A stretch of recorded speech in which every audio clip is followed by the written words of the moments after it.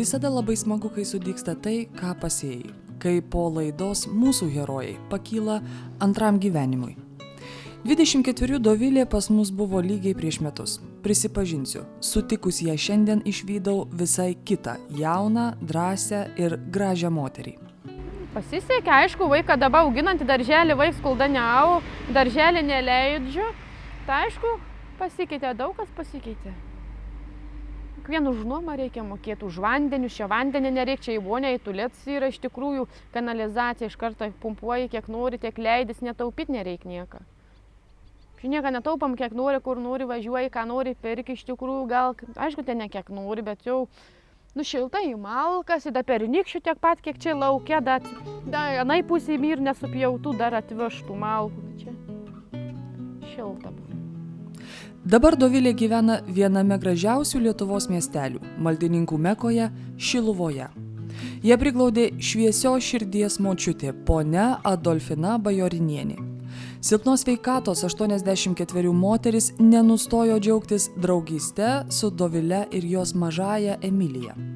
Susirinkusi visą rėmėjų dovanotą turtą, malkas, dujinę viryklę, žuvies produktus ir piniginę paramą, Dovilė pernai persikėlė gyventi pas ją. Mergaitė visapusiškai gera. Mano akim, tai man labai gera. Aš irgi norėčiau, kad mane karšytų. Tai jau nesakykit, kad į eilę stojat. Visko gali būti. Visko gali būti.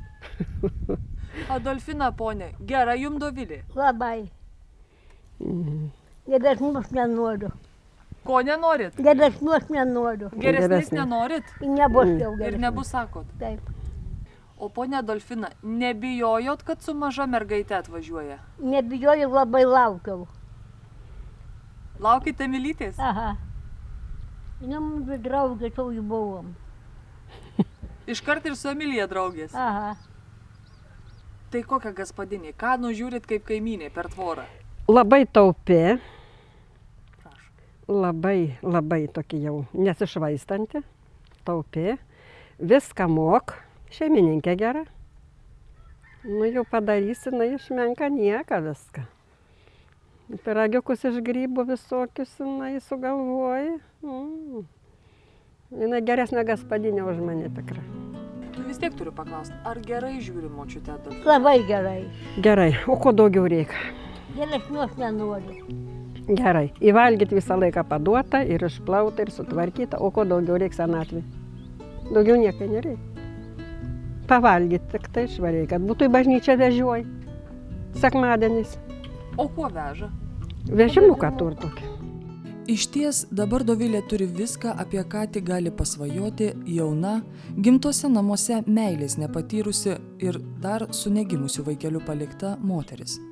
Pirmosios pažinties metu stingo kraujas, klausantis jos istorijos apie vaikystę ir gyvenimą su artimaisiais. Mano mama šios nemylėjo už tėvą visą, už tėvą klaidas, man teko viską sumokėti. Už tavo tikrojo biologinio tėvo? Taip. Taip, man sakydavo, kai aš maža, kodėl taip elgiesi. Muždavo, skriausdavo tikrai. O kokios tos tėvo klaidos? Aš nežinau. Todėl, kad nesugyvena, iš geros šeimos kilęs buvo labai. Kodėl palika mane, neapsiženė. Važiuok pas tėvą, sakydavo, bagotas ir tegu duoda pinigus. Aš sako, kai užauginau tave, tegu man duoda, ką už tave užauginau. Apsipylusi ašaromis Dovilė vos ištardama žodžius pasakojo apie patėvio žiaurumą. Klūpėt reikia, naktim ir dienom jau. Kur klūpėt? Ant kampą, ant žirnių, ant akmenų. Paberdavai, klūpėk. Ir kiek laiko? 2 dienas, dieną, pritupimai. 100-150, tiek nepadarai, su šlangėm gauni. Tiesiog mėlynas čia kojos būdavo, mėlyna per pažalėlį. Eidavo į pratinę klasę, apsirengi treningus, mokytoja žiūr, sakydavo, vaikai sudaužyti mėlyni visi. Vienintelė jos su broliu Savigina buvo bėgti ir slėptis pas kaimynus, daržiniai, bet kur. Kartais basi ar net šiltesnio rūbo nesugriebė. Ar mama jūs užstodavo? Kažkiek užstodavom, nu mes patys bėgdavom, nespėjom batų simauti, žiemas laikį, nu bijodavom, nu tai kaip. Pas kaimynus laikdavom, ką priėjom, nu tai jau glausdavomis. Visko buvo, labai. O kokia čia yra būdos istorija? Kaip? Kokia čia yra šuns būdos istorija?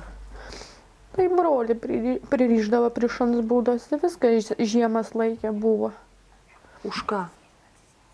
Žinau, kad iš namų pabėgdavo, kai gaudavo muš, kodėl pas žmonių kreipdavas, kad muždavo. Nu, jam nepatikdavo, kad sužinodavo kaimynai, viskas parodydavo mėlynės, viską už tai atsiimsi. Atsiimti reikėdavo. Ir kiek prie tos būdos reikėdavo būti? 2 dienas. Reikėdavo, ant šieną pamiegodavo. Kai šienas daržinė ir šunė būdavo viskas ant šieno. Linciuks, kai ilgsi. Skubu. Sulaukus 12 Dovilė rado vienintelę išeitį – glaustis prie valdiškų namų. Savivaldybė nuėjus, pasisakiau, kad mane skriaudžia, muša, viską. Tu pati? Pati pasisakiau, mane išvežė ekspertizai, ištyrė, pirm psichologai. Tai pasakė, jinai negali ten gyventi, yra smurtaujama, viskas.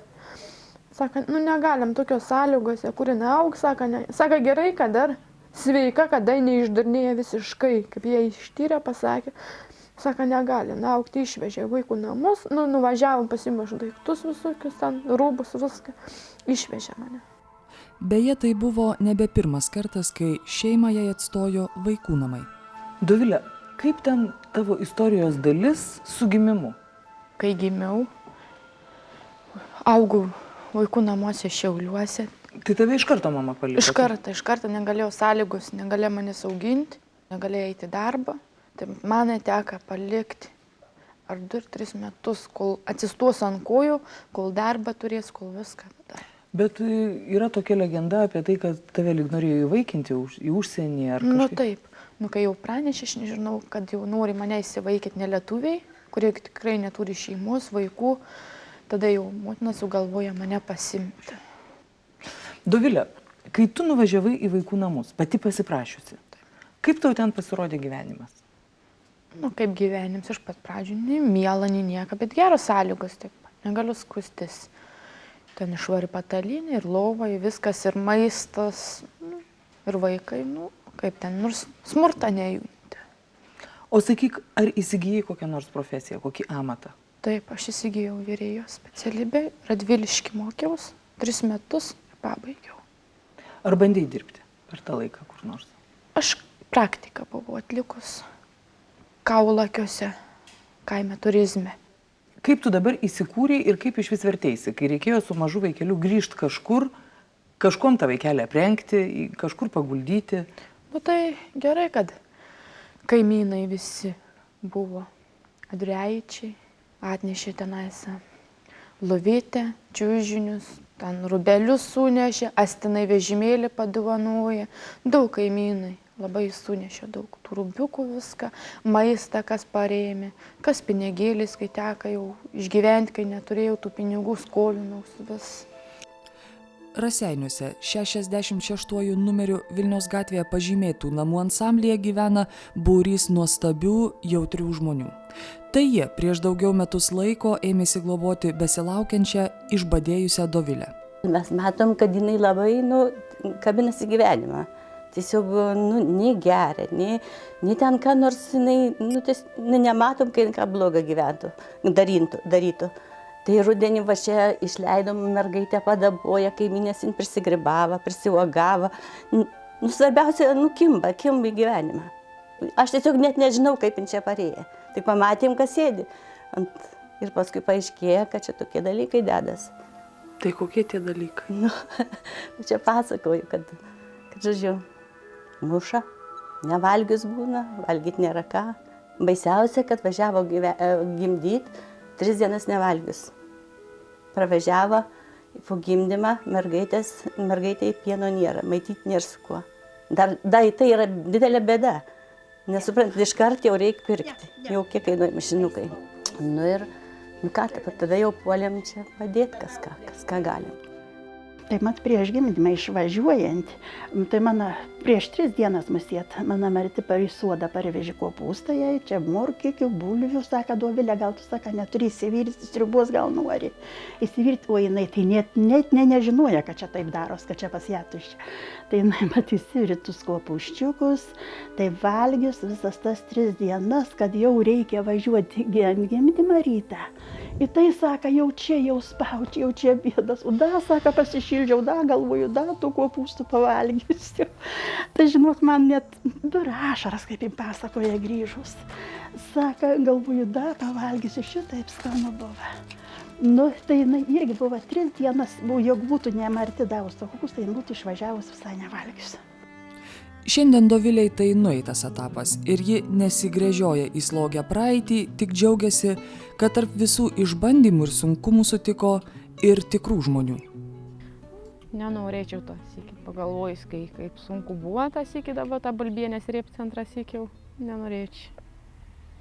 Jau gerai, kai patogu, nu, kai sakant, patogu dabar gerai, gyvenu šiltai, o paskui bus ateity. Matyt. Ar tu manai, kad tos moterys prisidėjo prie tos tavo sėkmės? Aišku, kad prisidėjo, visi kaimynai prisidėjo, iš tikrųjų tos seninijos prisidėjo. Atrodo, kai kitas syk sako, matai, nedaug trūkso iki tos laimės, matai, kad žmogus gali geriau dar gyventi, prasimušti, atrodo. Tikrai dėkinga joms, tai be galo, toms kaiminėms, kad taip išėjo, kad geriau gyventi man pačiai. Nu ką, retai palaikam, pasiskambinu, kai paklaus, kaip gyvenu, viską. Jos džiaugiasi iš tikrųjų, kad gerai man pasisekė. Tai tu man, Dovilė, papasakok istoriją, kaip tu atsidūrei čia? Draugė, kur ten gyvenau Raseiniuose, draugė pasiūlė, Rūtos mama, anūkė, kai sakant, pasiūlė, sakant, važiuos už porą valandų, jeigu nori gausi darbelę. Sakau, koks tas darbas, pirm pasiklaus, sako, močiutę reikia prižiūrėti. Slaugyti, kai sakant. Nu, nežinau, sako, mokėsi pinigus, viską, o ką žinau, sako, o mane apgaus, atvažiavo, po porą valandų susišnekėjom. Kaime, sako, ta prasme, aš pabūsiu kokią savaitę laiką kažkur. Pasižiūrėsi, jeigu tau patiks, galėsi būti, nes vis tiek ieško žmogaus, pati į užsienį išvažiavo dirbti. Nu, patiko, savaitę pabuvau, gerai.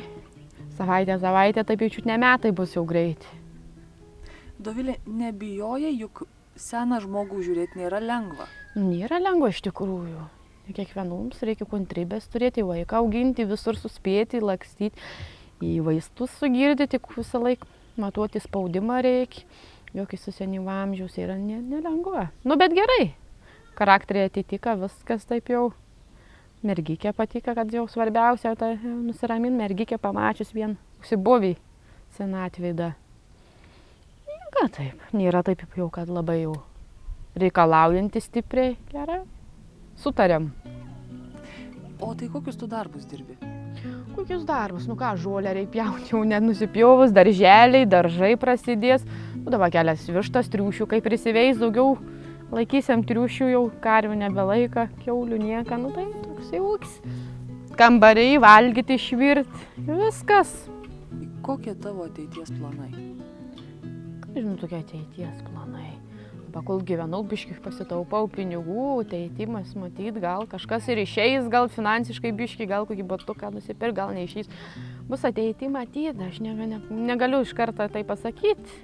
O ko norėtum ateity? Ką norėtum turėti? Ką norėti? Kiekvienas svajoja savo būstą turėti, darbą kažkokį geresnį.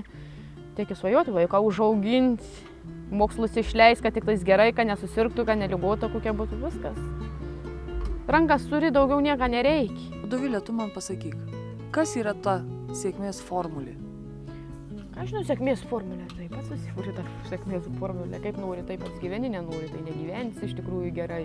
Reikia pačiai pastangus dėti. Norėjai čia irgi galėjai dirbti, norėjai nedirbti iš tikrųjų. Čia viskas nuo savęs priklauso daugiausiai. Tai pastangų kiekvienas pats turi dėti.